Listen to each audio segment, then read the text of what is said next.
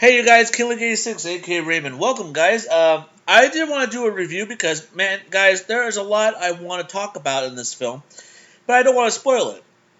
So, no spoilers. So, I'm just giving you guys a little heads up, okay, of what I want to talk about. Well, guys, Avengers Endgame. We waited for this movie for almost a year. Well, actually, it's a year, actually. If you guys remember last year that when Avengers Infinity War, it was supposed to come out somewhere in May, like May. It was supposed to be May 8th. The reason why, because it was that would mark the 10th anniversary of Marvel Studios.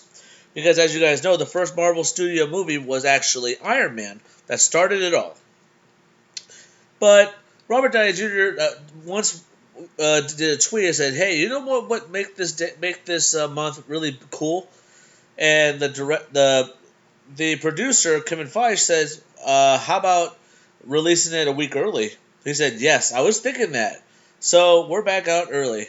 So back up early. So what's cool about it, guys, the movie came out early. Infinity War was everything that I anticipated.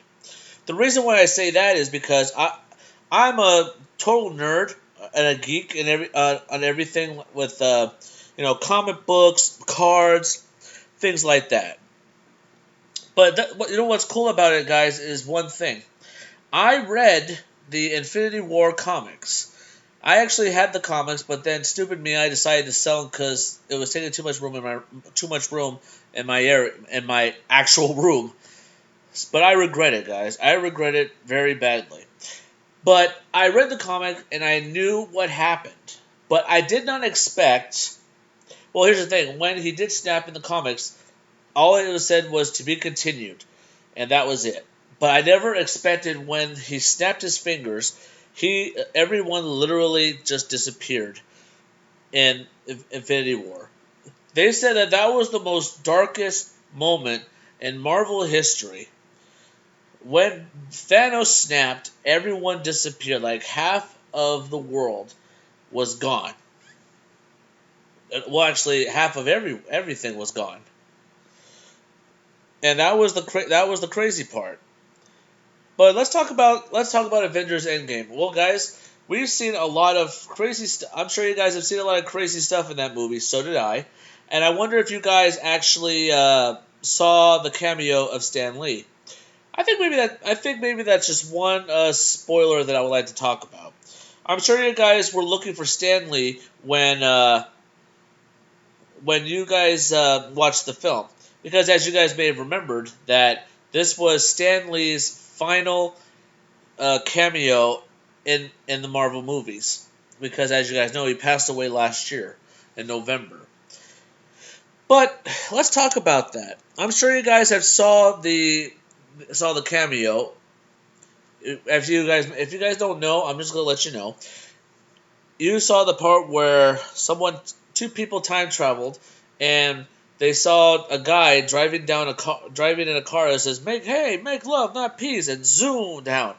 That was literally Stan Lee. Of course, he had to look like his younger self. He had to look like his younger self back in the '70s, which that was the craziest thing ever. But guys, the Russo brothers did a hell of a job creating this film.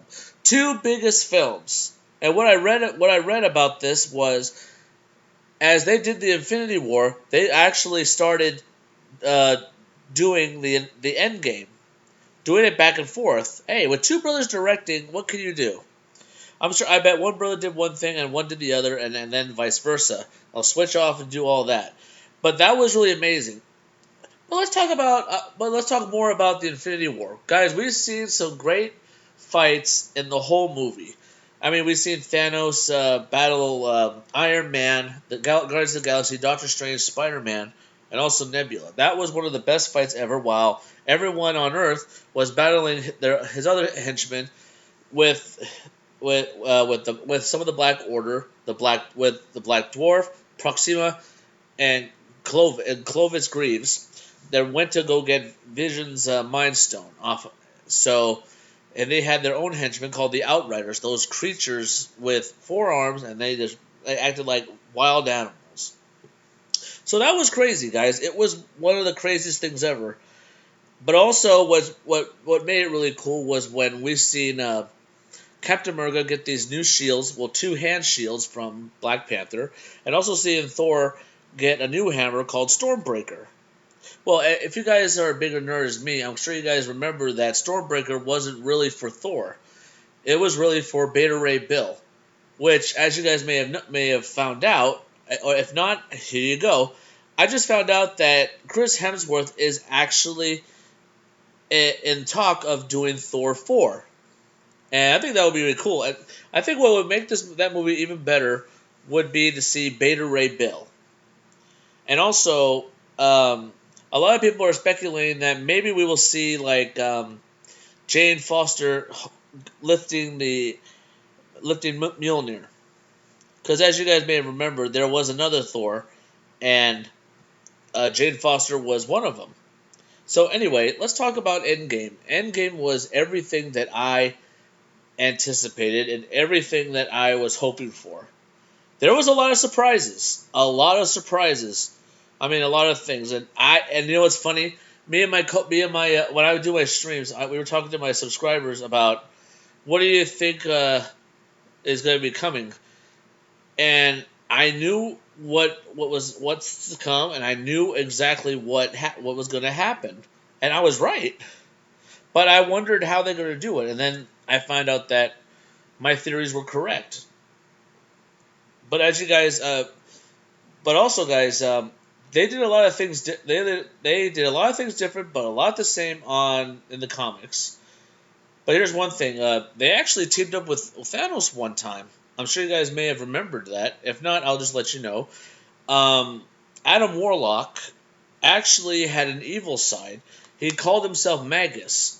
Magus was the one who had the Infinity Gauntlet, but he was 10 times more powerful than Thanos himself. But the Avengers had a hard time defeating him. And guess who they turned to? Thanos himself. As you guys may have remembered, the saying, keep your friends close but your enemies closer. With that, they were able to defeat Adam Warlock's evil side. Also, guys, there's a lot of people who wield, I'm sure I haven't told you guys this, a lot of people have wielded the Infinity Gauntlet. There was the Black Panther, there was Nebula, and Iron Man, and there's an unlikely person that's actually a mutant, Santa Claus, believe it or not. I may have read that wrong, but if you guys want to know who wore the Infinity Gauntlet, see for yourself, and you'll be surprised. And if you're saying, why Santa Claus? Santa Claus is actually a mutant. How do you think he goes from house to house delivering presents? I'm just playing. But anyway, guys, Avengers Endgame. For 3 hours, I really liked it. They didn't pull any punches. They actually did it exactly right. But I just got word on Twitter and also Instagram that the Russo brothers are officially done with Marvel Studios. I mean, come on. Like I said before, they gave us Captain America Winter Soldier, Captain America Civil War, Infinity War, and now Endgame. Infinity War and Endgame were two of the biggest films that they've ever done. But there is one thing.